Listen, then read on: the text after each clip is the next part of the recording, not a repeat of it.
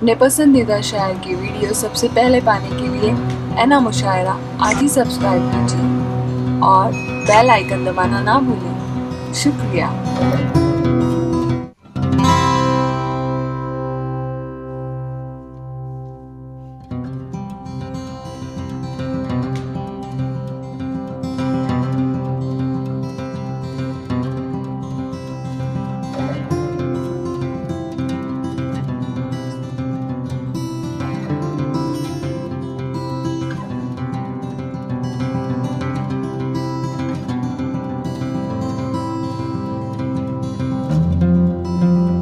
आज हम सब जो यहाँ जमा हुए हैं, हमारा मकसद इतना सा है कि हम आप तक एक पैगाम पहुंचा सकें।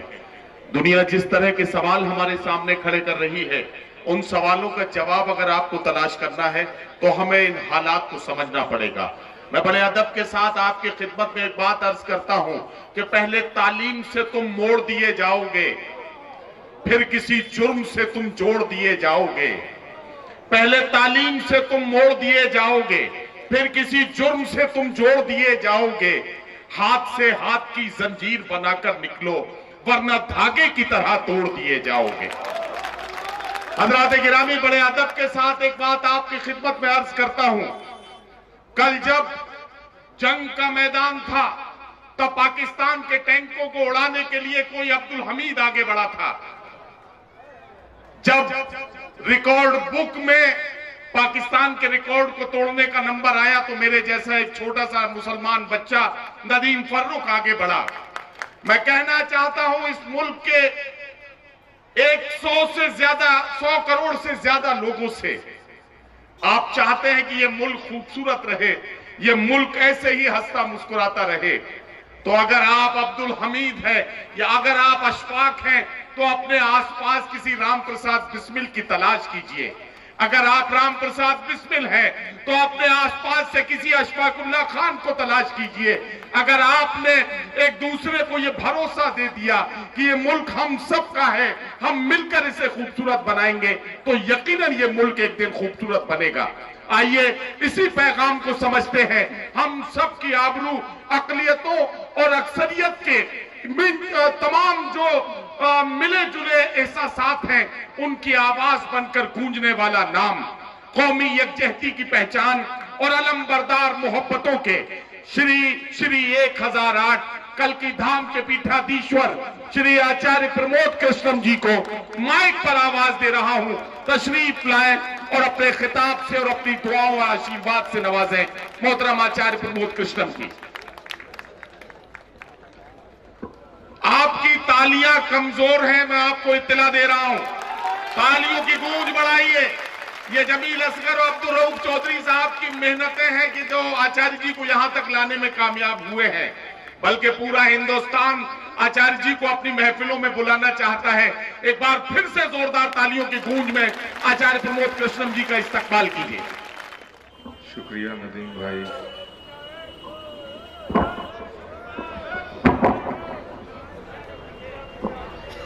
जितेंद्र अवार्ड जी की तकरीर के बाद कोई तकरीर की गुंजाइश नहीं बचती है। सारे पहलुओं को उन्होंने छू दिया। मैं अपने मन की बात करना चाहता था, उस पर प्रधानमंत्री का कब्जा है, तो मैं थोड़ा सोच रहा था। अभी बैठे हैं विधायक जी, मैं सोच रहा था कहाँ से शुरू करूं। ऊपर से मुझे पता चला है कि वक्त 10 बजे तक का था, तो नाज़िम मुशायरा मुझे कितना वक्त देते हैं और कानून से उलझने का जिम्मा भी खुद लेते हैं, ये बता दें कि मुझे मालूम है कि मेरी हद मुकर्रर है।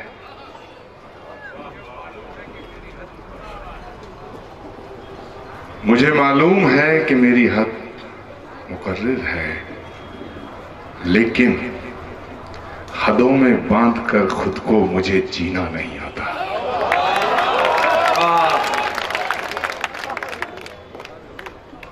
मेरे दोस्तों, मौलाना अंसार रजा साहब की गुफ्तगू के बाद बात थोड़ा संजीदा हो गई है।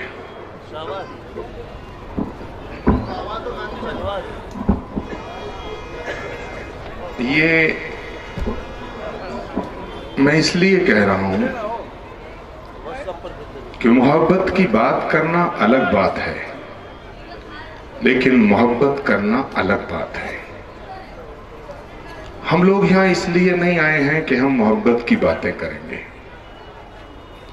अगर मोहब्बत की बातें करने से मोहब्बत पैदा होती तो यही तो हो रहा है। मैंने प्रधानमंत्री जी की एक तकरीर सुनी थी। उन्होंने कहा, भाइयों और बहनों, सारी दुनिया हमारा परिवार है। बात ठीक है।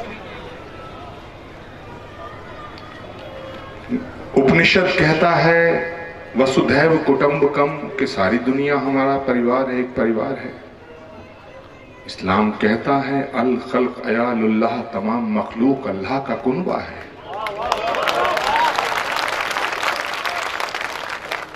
लेकिन एक सवाल खड़ा होता है। सवाल ये खड़ा होता है कि अगर वसुधैव कुटुंबकम ये भगवान कृष्ण कहते हैं और पूरी दुनिया एक परिवार है, तो फिर अबू आजमी भी उस परिवार का ही हिस्सा है। और अगर इस्लाम कहता है कि अल खल्क अयालुल्लाह, तमाम मखलूक अल्लाह का कुनबा है, तो आचार्य प्रमोद कृष्णम भी उस कुनबे का हिस्सा है। मैं बड़ी जिम्मेदारी से बात कर रहा हूं। नदीम फारूक साहब और उनके तमाम दोस्तों ने अपनी बातें रखी। मुझे दो बातों से सख्त ऐतराज है। मुझे एक उनसे बहुत ऐतराज है जो मुसलमानों से वतन परस्ती का सबूत मांगते हैं।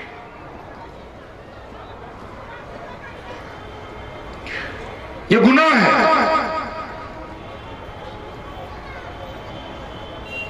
लेकिन मुझे उस बात से भी ऐतराज है, मुझे उन लोगों से भी ऐतराज है जो उनके मांगने पे वतन परस्ती का सबूत देने को तैयार हो जाते हैं।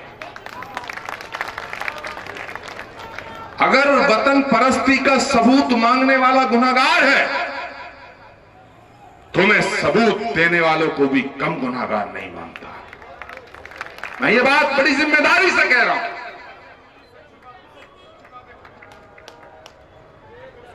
जो इस्लाम कहता है कि वतन से मोहब्बत तुम्हारे ईमान की अलामत है, वो इस्लाम वतन के खिलाफ आवाज उठाने की इजाजत कैसे दे सकता है? जिंदाबाद जिंदाबाद गुरु जी जिंदाबाद। इस्लाम कहता है कि मां के कदमों में जन्नत है, वो मादरे वतन की तौहीन की इजाजत कैसे दे सकता है? यहां से वहां तक, जहां तक मेरी आवाज जा रही है, और यहीं तक मेरी आवाज नहीं जा रही है मेरे दोस्तों, मेरी आवाज दिल्ली तक जा रही होगी और जानी चाहिए। डंके की चोट पे जानी चाहिए, ऐलान के साथ जानी चाहिए कि हिंदुस्तान के मुसलमान को वतन परस्ती का सबूत देने की कोई जरूरत नहीं है। मुसलमान होना ही वतन परस्ती का सबसे बड़ा सबूत है। जिंदाबाद जिंदाबाद गुरु जी जिंदाबाद। और ये बात अगर जमील असगर कहें, नदीम फारूक कहें, तो कोई बड़ी बात नहीं है। मुस्तकीम साहब कहें, कोई बड़ी बात नहीं है। कल की पीठाधीश्वर आचार्य प्रमोद कृष्णम ये बात कह रहा है, इसलिए क्योंकि जब मुल्क तकसीम हुआ तो हिंदुस्तान के मुसलमानों को मौका था कि पाकिस्तान चले जाते, लेकिन माफ करना, धर्म के आधार पर, मजहब की बुनियाद पर बना पाकिस्तान हिंदुस्तान के मुसलमान ने इसको कबूल नहीं किया, इस देश की मिट्टी में मरना कबूल किया। अभी जितेंद्र अवार्ड साहब बोल रहे थे, इस देश में अजीब तमाशे हो रहे हैं कुछ दिनों से। लगातार हो रहे हैं, कोई कहीं से उठता है, कुछ भी बोल देता है। मैं भी एक सवाल करना चाहता हूं, क्योंकि तुमने दुनिया से सवाल किए हैं, मैं तुमसे करना चाहता हूं। तुम्हारे हाथों में मुल्क है, 5 साल से है, तुमने पाकिस्तान का क्या बिगाड़ लिया?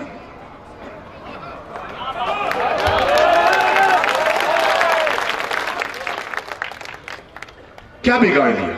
मैं जिम्मेदारी से बात कर रहा हूं। हिंदुस्तान की आजादी की लड़ाई जब लड़ी जा रही थी तो गांधी की क़यादत में हिंदुस्तान का हिंदू और मुसलमान कंधे से कंधा, कदम से कदम मिला करके अपनी जवानियों की आहुति देने के लिए तैयार था। उस वक्त तुम्हारे बुजुर्ग क्या कर रहे थे, तुम्हारी पार्टी के रहनुमा क्या कर रहे थे? मैं बताना चाहता हूं कि देश की आजादी की लड़ाई में जब अपनी जवानियों को कुर्बान कर रहे थे हिंदू मुसलमान मिलके, तुम्हारे पार्टी के संस्थापक लोग अंग्रेजों की दलाली कर रहे थे। और एक सवाल खड़ा होता है मेरे दोस्तों कि हिंदुस्तान की आजादी की लड़ाई में इनका एक भी नेता शहीद नहीं हुआ। और अफसोस की बात यह है कि हिंदुस्तान की आजादी के बाद आज तक भी इनका कोई नेता शहीद नहीं हुआ। आप तमाशे करते हैं, आपको तो हक ही नहीं है इस देश में ये कहने का किसी से वतन परस्ती का सबूत। अरे वतन परस्ती का सबूत तुम मांगते हो, वतन से गद्दारी करने वालों को कोई वतन परस्ती का सबूत मांगने की जरूरत न देने की न लेने की। इनसे बात करना छोड़िए भाई। ये कहते हैं सबूत दो, हम सबूत देना शुरू कर देते हैं। जितनी कौमी यकजहती की, जितनी राष्ट्रीय एकता की बात मुशायरों में हो रही है, लेकिन मैं बहुत दुख के साथ कहना चाहता हूं कि ये बहुत हंसते हैं हम पर कि देखो हमने सिक्का उछाला, हमने सवाल उछाला और ये जवाब देते फिर रहे हैं। नदीम फारूक साहब, हिंदुस्तान की गंगा जमनी तहजीब की बुनियाद है मुशायरे। हमारी रवायत है, हमारी परंपराएं हैं। गंगा जमनी तहजीब की जीती जागती मिसाल है मुशायरे। जबानों की बात होती है, उर्दू को किताबों से हटाया जा सकता है, लेकिन हमारे जहन से, हमारे दिलों से नहीं हटाया जा सकता। लेकिन कभी कभी जितेंद्र अवार्ड साहब तकलीफ होती है कि जब विधानसभाओं में या संसद में इस तरह की साजिशें होती हैं तो आप लोग वो तेवर नहीं दिखाते हैं जो दिखाने चाहिए। और मुझे यकीन है कि आज के बाद हमें उम्मीद होनी चाहिए सबको कि जब कभी ऐसा मसला आएगा तो आप शेर की तरह गरज करके इन पर टूट पड़ेंगे। यह हमें यकीन है और यह वादा आपको करना भी पड़ेगा, क्योंकि हम जानते हैं कि आपके दिल में मोहब्बत है और आप सबसे मोहब्बत करते हैं। जो अभी अभी आपने कहा, मैं ये कहना चाहता हूं कि इश्क उनको अता नहीं होता, इश्क उनको अता नहीं होता जिनके दिल में खुदा नहीं होता। मेरे दोस्तों, अभी अभी 2-3 दिन पहले मैंने टेलीविजन पर पढ़ा, देखा, आपने भी देखा होगा, शायद परसों की बात है, जितेंद्र अवार्ड साहब के जीएसटी कम हो गई। टेलीविजन पे डिबेट हुई, मुझे भी फोन पे लिया गया तो कांग्रेस के प्रवक्ता, समाजवादी पार्टी के प्रवक्ता लॉजिक दे रहे थे, लॉजिक मैं आपकी पार्टी से भी कहना चाहता हूं, एनसीपी से भी कहना चाहता हूं, समाजवादी से भी कहना चाहता हूं, कांग्रेस वालों से भी कहना चाहता हूं कि इनके सवालों को लॉजिक से जवाब मत दो, क्योंकि ये खुद ही बेलॉजिक है।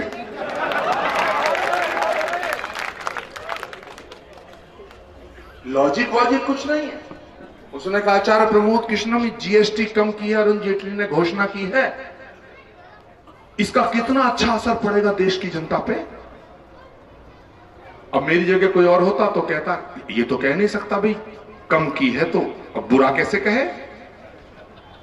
वो सवाल ही ऐसा करते हैं कि जवाब जो दोगे फंसोगे तुम ही।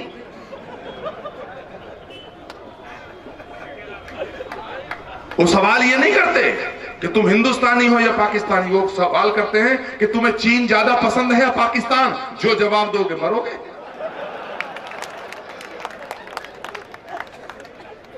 उसने कहा क्या कहना चाहते हैं?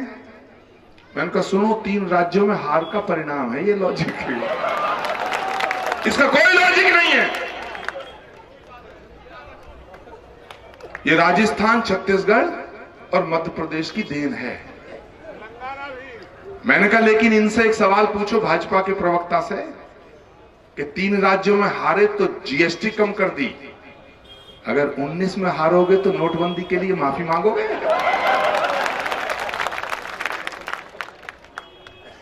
ये मुझे अपना दुश्मन ऐसे ही थोड़ी मानते, मेरे भी कुछ कारगुजारियां रही होंगी।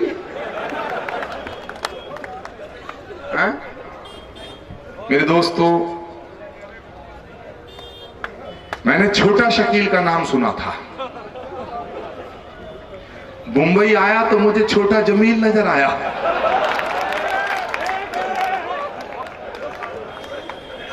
इसे मैं बड़ा प्यार करता हूं और ये बात सच है कि इसकी जगह कोई और मुझे रोकता रात तो अवार्ड साहब मैं नहीं रुकता।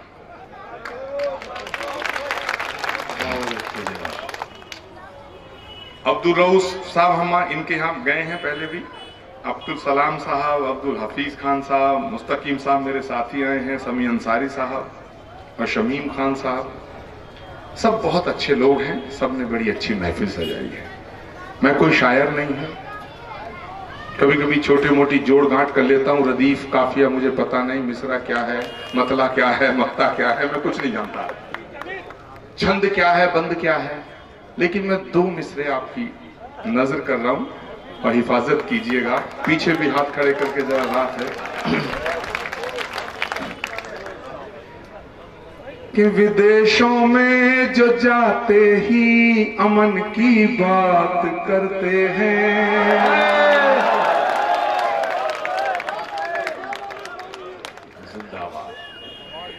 पहुंच गए वहां तक? अभी नहीं, मजा आएगा बाद में। LIU वाले नोट कर रहे होंगे क्या क्या उपाधियों से नवाजते हैं आचार्य जी। और एक बात और बताऊं, मैं अपनी तरफ से कुछ नहीं कहता, जो ये मुझे देते मैं वापस सूद सहित लौटा देता हूं। पिछले 5 सालों में ऐसी कोई गाली नहीं है जो सोशल मीडिया पे इन्होंने मुझे ना दी हो। जितेंद्र अवार्ड साहब, चूक मत कर देना, छोटे मोटे स्वार्थों में पार्टी सब एक हो जाए तभी जाएंगे ये, इन्हें कमजोर समझने की गलती मत करना अभी। और अगर 19 चूक गए ना मेरे दोस्तों, तो फिर पता नहीं इस मुल्क का हाल क्या होगा। इसलिए मैं पढ़ रहा हूं कि विदेशों में वो जाते ही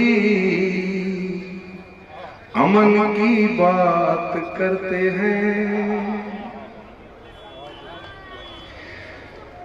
विदेशों में वो जाते ही अमन की बात करते हैं, नुमाइश के लिए हमसे वतन की बात करते हैं, दिखावे के लिए वतन की बात करते हैं, जिन्हें पढ़ना नहीं आता कि क्या मन में, वो आकर रेडियो पे अपने मन की बात कर रहे।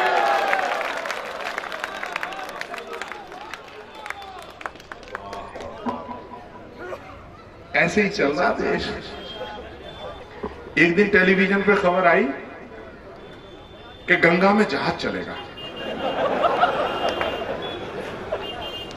और मीडिया देश में जिम्मेदार है, लेकिन अब ईमानदार कम हो गया है।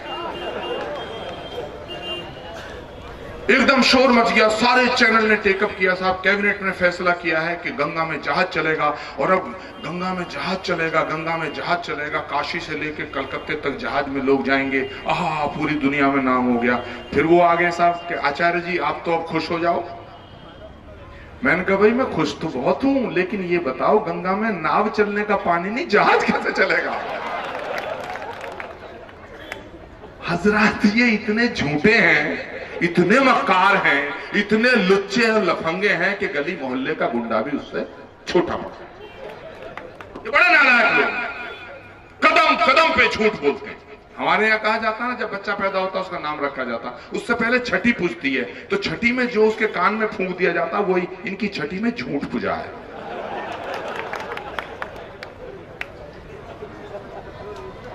भाई 2-4 मिनट और हैं। जी गुरुजी बिल्कुल जैसा है?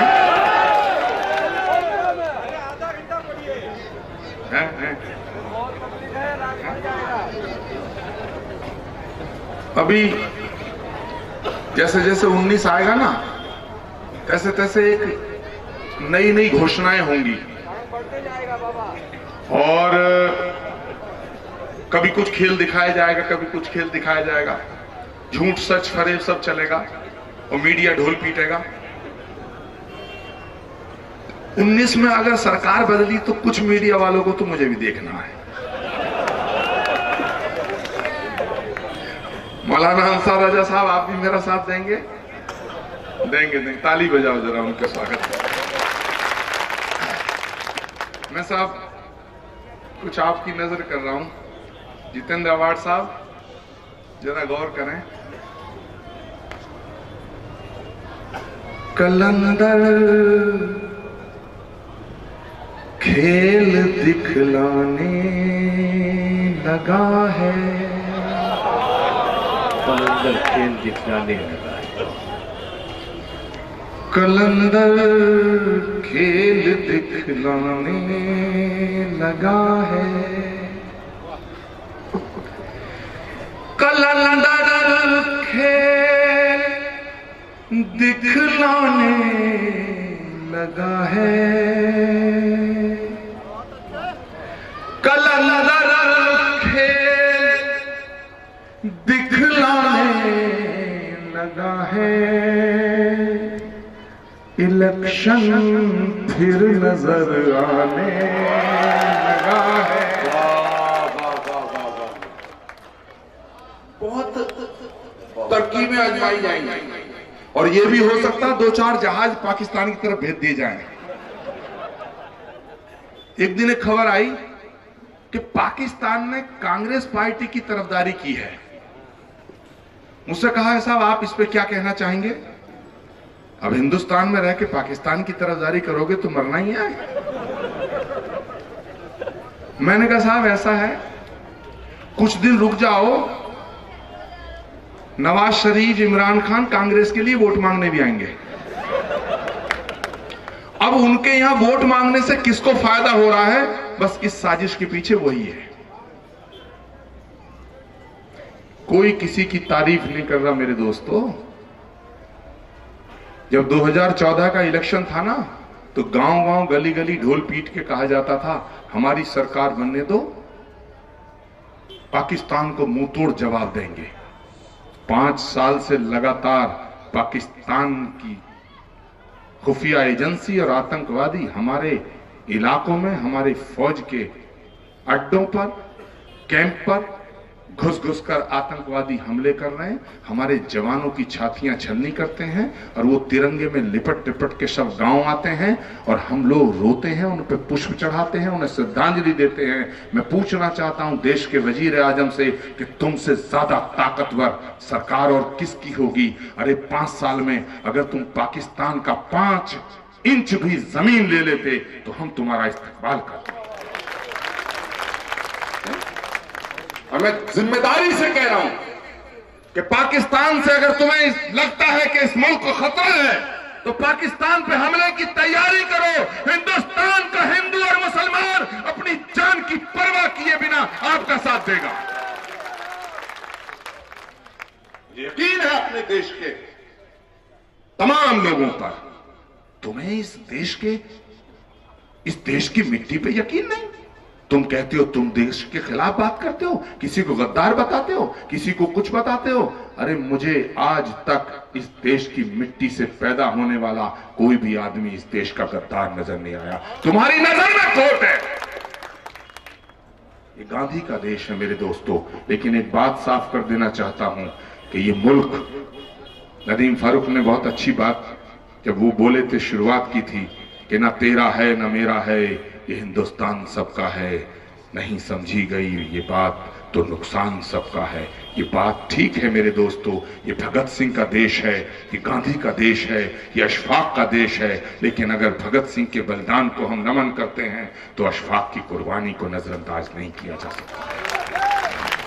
अगर मेजर आशाराम त्यागी के बलिदान को नमन करते हैं तो वीर अब्दुल हमीद की कुर्बानी को नजरअंदाज नहीं किया जा सकता। दिक्कत क्या है आपको? सच को सच कहने में क्यों डरते हो भाई?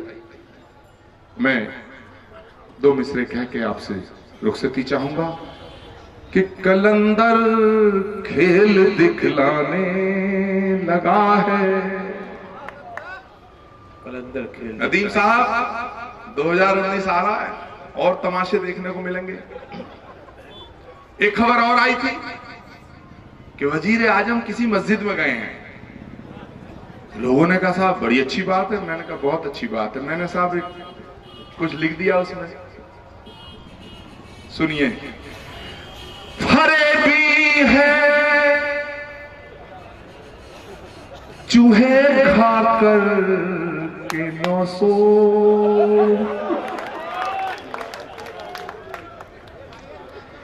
फरेबी है चूहे खाकर के 900, बिलौटा हज को भी जाने लगा है। मैंने बिल्ली नहीं कही, 900 चूहे खा के बिल्ली या बिलौटा हज को जाने की कोशिश कर रहा है। अकीदे के साथ नहीं, फरेब देने के लिए, झूठ बोलने के लिए। मेरे दोस्तों ये मुल्क बहुत अच्छा है।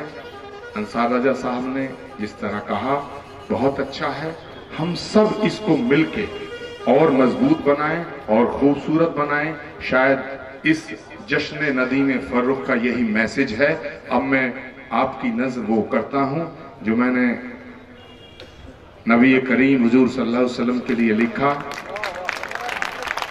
और मैं पढ़ के जा रहा हूं।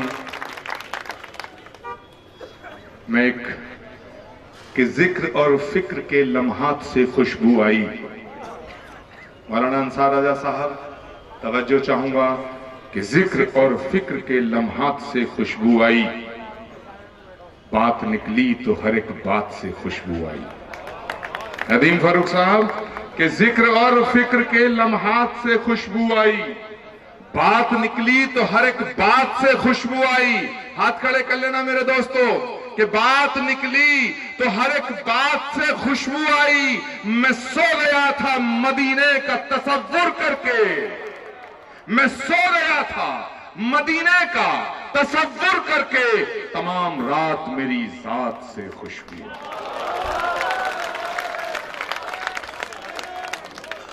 और मैं पढ़ रहा हूं मेरे दोस्तों कि मोहब्बत के बिना अपना गुजारा हो नहीं सकता, नबी के बिन नजारों का नजारा हो नहीं सकता। और ठंडे मत रहो, हाथ खड़े करके दुआओं से नवाजो मेरे दोस्तों कि नबी के बिन नजारों का नजारा हो नहीं सकता। मैं ये बात खास तौर से कहना चाहता हूं कि कोई भी सूफी, संत, रसूल, पैगंबर, ऋषि, मुनि, महात्मा, अवतार किसी एक कौम के लिए नहीं आता मेरे दोस्तों, वो आता है तो पूरी कायनात के लिए आता है, पूरी मानवता के लिए आता है, पूरी सृष्टि के लिए आता है। इसीलिए मर्यादा पुरुषोत्तम को मर्यादा पुरुषोत्तम कहा गया, मर्यादा हिंदू नहीं कहा गया। और पैगंबर इस्लाम को रहमतुल मुसलमीन नहीं कहा गया, रहमतुल आलमीन कहा।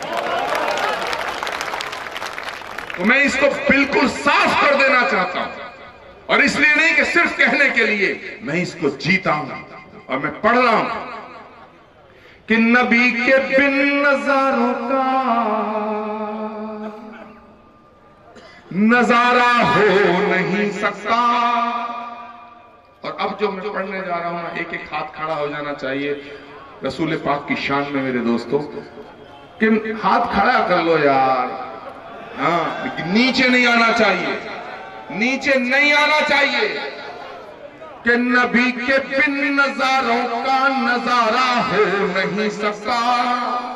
मुझे अपना कहो चाहे मुझे तुम गैर कह देना, नहीं है जो मोहम्मद का हमारा हो नहीं सकता।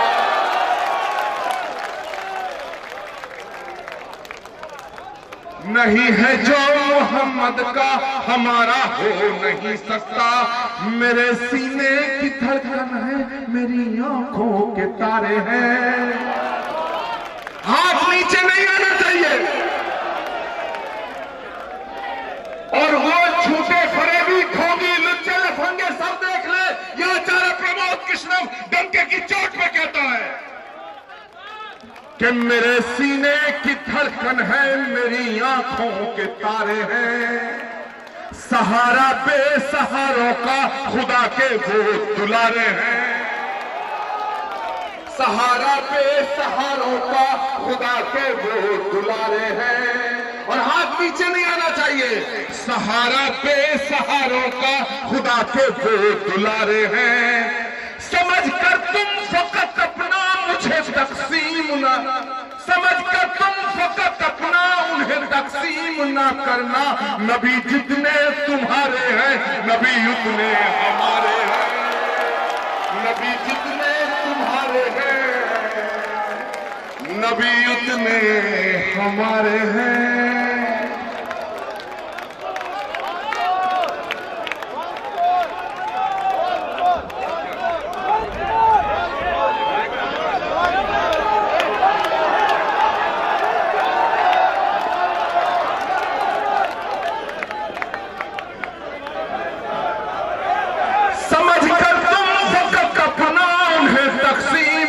करना, समझ कर तुम फकत अपना उन्हें तकसीम ना करना। नबी जितने तुम्हारे हैं, नबी उतने हमारे हैं। सबक तुमने, और जो लोग कहते हैं ना, कुछ लोग इस्लाम को बदनाम करने की कोशिश करते हैं। वो कहते हैं इस्लाम जुल्म से फैला, कट्टरता का नाम इस्लाम है, फैनेटिज्म का नाम इस्लाम है। अरे भाई अकल के अंधो, जो चीज सख्त होती है, तंग दिल होती है, संग दिल होती है, वो फैलती नहीं है, सिकुड़ती है। फैलता वो है जो लचीला होता है, फिराक दिल होता है, दरिया दिल होता है। मैं उन्हें बताना चाहता हूं कि किसी प्यासे को पानी पिलाने का नाम इस्लाम है, किसी भूखे को रोटी खिलाने का नाम इस्लाम है, किसी गरीब को गले से लगाने का नाम इस्लाम है, किसी अंधे को रास्ता दिखाने का नाम इस्लाम है। हाथ में AK-47 लेके बेगुनाहों का खून बहाने का इस्लाम नहीं हो सकता है। और जो कहता है कि मैं मुसलमान हूं, पैगंबर इस्लाम की नसीहतों पर अमल करने वाला हूं और आतंकवादी हूं, माफ करना, मैं उसे मुसलमान मानने को तैयार नहीं हूं। क्योंकि जो मुसलमान है वो आतंकवादी नहीं हो सकता है, और जो आतंकवादी है वो मुसलमान नहीं हो सकता है, नहीं हो सकता। मैं पढ़ रहा हूं मेरे दोस्तों, हुजूर की शान में पढ़ रहा हूं, नबी करीम की शान में पढ़ रहा हूं कि सबक तुमने मोहब्बत का हर एक इंसान को सिखलाया, हर एक इंसान को सबक तुमने मोहब्बत का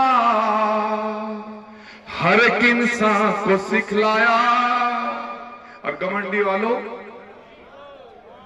याद रखना, अगर मैं जिंदा रहा और उसने मौका दिया तो फिर इन सब के साथ एक बार जरूर आऊंगा। दुआओं में याद रखना, क्योंकि आपकी दुआओं से ही मैं चल रहा हूं।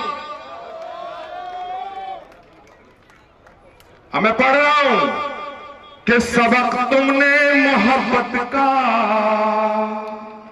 हर एक इंसान को सिखलाया, मुकद्दस रास्ता देकर दीन दुनिया में फैलाया। अब जो पढ़ रहा हूं ना, इनकी छाती में कील ठुक जाएगी सबकी। दीन दुनिया में फैलाया, एक बार और हाथ खड़े कर लो यार।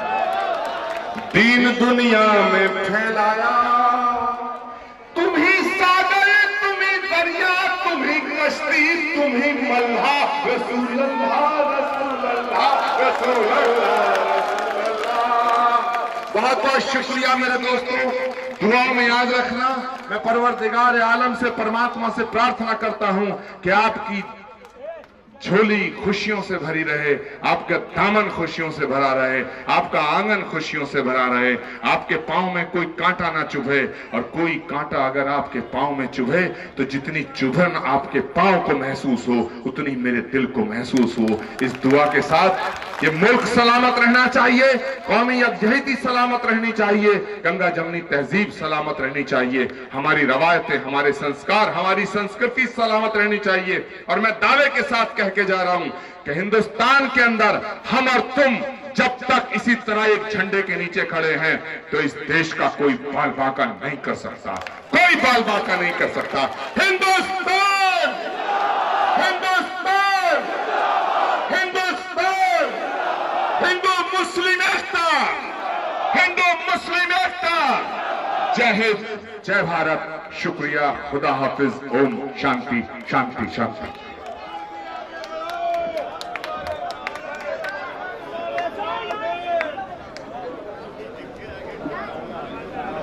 मोहतरम अबू आसिम की तरफ से मोहतरमा रुखसाना सिद्दीकी और मोहतरम मुस्तकीम खान साहब, माननीय प्रमोद कृष्णन जी और जितेंद्र अवार्ड साहब का इस्तकबाल करेंगे। और गुरु जी हमारे कमेटी के तमाम लोगों को सम्मानित करेंगे।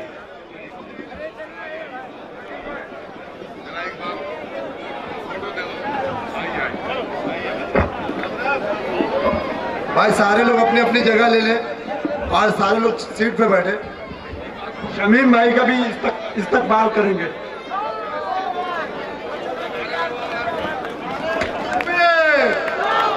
नारे तकबीर, इंकिलाब, इंकिलाब, हिंदुस्तान, हेलो हिंदुस्तान के कौमी एकता, हिंदू मुस्लिम जिंदाबाद। आए हुए मेहमान खुसूसी का तहे दिल से शुक्रिया अदा करती है कि ए फाउंडेशन प्रेसिडेंट सैयद अब्दुल सलाम की तरफ से और वाइस प्रेसिडेंट सलीम यूसुफ शेख की तरफ से आए हुए सभी लोगों का तहे दिल से स्वागत करते हैं, इस्तकबाल करते हैं और आपकी दुआओं के मुंतज़िर हैं।